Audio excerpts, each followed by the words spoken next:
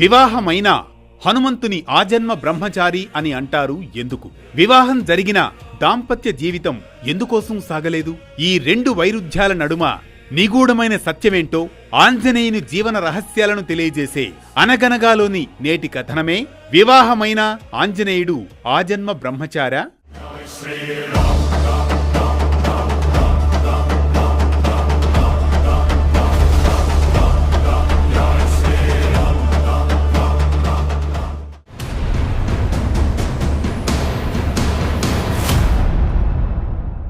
అనగనగా అది త్రేతాయుగంలోని రామాయణ కాలం.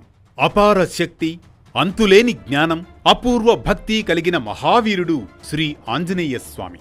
ఆయన జీవితం దివ్య రహస్యాలతో నిండి ఉంటుంది.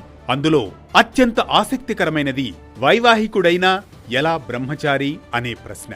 హనుమంతుడు బ్రహ్మచారి అని మనం భక్తితో కొలుస్తాం. కానీ పురాణాలలో ఆయన కొన్ని సందర్భాలలో వివాహం చేసుకున్నట్లు కూడా చెప్పడం కనిపిస్తుంది. ఈ రెండు విషయాలు పరస్పరం విరుద్ధంగా కనిపించినా అసలు సత్యం లోతైన ఆధ్యాత్మిక భావాన్ని కలిగిస్తుంది. పురాణాలలో 3 సందర్భాలలో హనుమంతుడు వివాహం చేసుకున్నట్లు కొన్ని కథలు చెబుతాయి. ఒక్కసారి సువర్చలతో, మరోసారి అంజనమాత కోరికపై, మరికొన్ని ప్రాంతాల్లో బ్రహ్మచారి రూపాన్ని విడచి స్వామి దివ్య రూపంతో ఉన్నప్పుడు చేసిన దైవ వివాహం అని. కానీ ఈ 3 సందర్భాలలోనూ హనుమంతుడు వైవాహిక జీవితాన్ని గడపలేదు.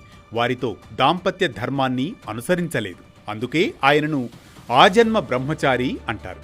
అలనాడు వానరులంతా ఒక్కసారి హనుమంతుణ్ణి ఆశ్చర్యంగా చూస్తూ అడిగారు, ప్రభూ, మీరు వివాహం చేసుకున్నారని అంటున్నారు, కానీ మీరు ఎందుకు బ్రహ్మచారిగా పూజింపబడుతున్నారు అని వానరుల ప్రశ్న. అందుకు హనుమంతుడు చిరునవ్వు చిందిస్తాడు.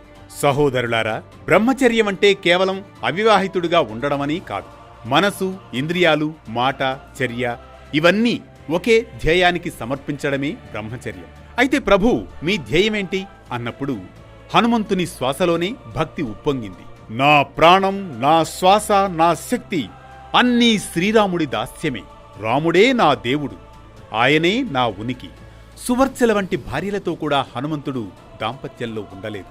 ఎందుకంటే ఆయన చేసుకున్న వివాహాలన్నీ ధర్మం కోసం, దేవతల కోసం, బ్రహ్మశక్తుల సమన్వయం కోసం, స్వీయ సుఖం కోసం మాత్రం ఎట్టి పరిస్థితుల్లో కాదు.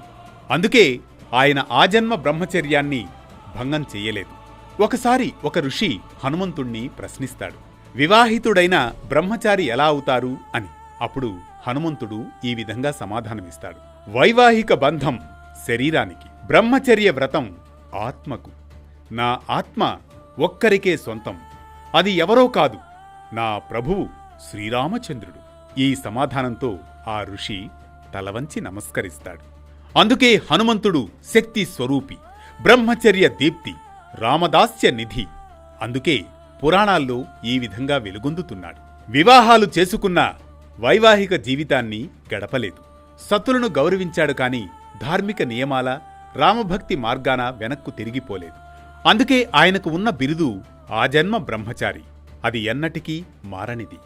హనుమంతుడు వివాహాల తర్వాత వైవాహిక జీవితం గడపలేదు.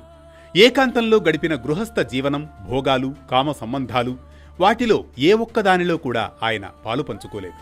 ఎందుకంటే హనుమంతుడు జన్మతః శివాంశుడు, రుద్రావతారం. ఆయన ఉద్దేశం సంపూర్ణంగా ధర్మసేవ, రామభక్తి, పరాక్రమం కోసం. హనుమంతుడి జీవితం మొత్తం బ్రహ్మచర్యం అనే సూత్రానికి ఉదాహరణ. బ్రహ్మచర్యం అంటే కేవలం అవివాహితుడు కావడం కాదు. ఇంద్రియ నియంత్రణ, ధర్మానికి అంకితభావం, మనస్సు ఒకే లక్ష్యంలో నిలిచే స్థిరత్వం.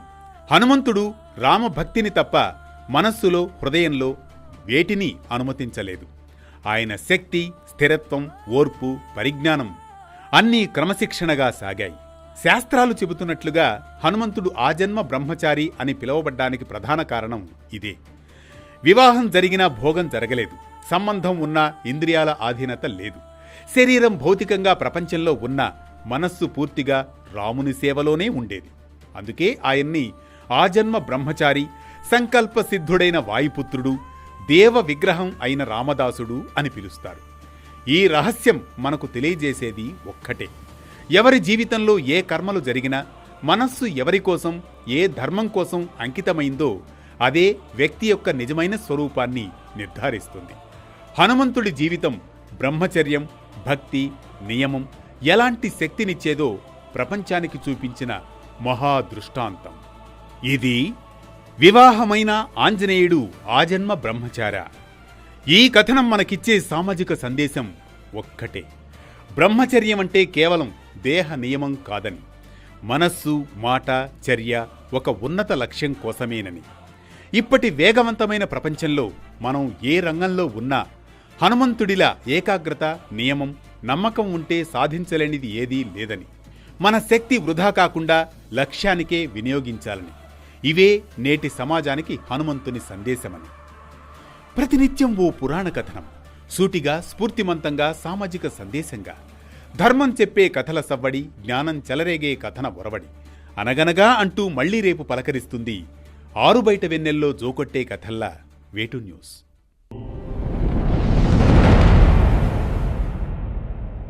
ఏ శ్రీ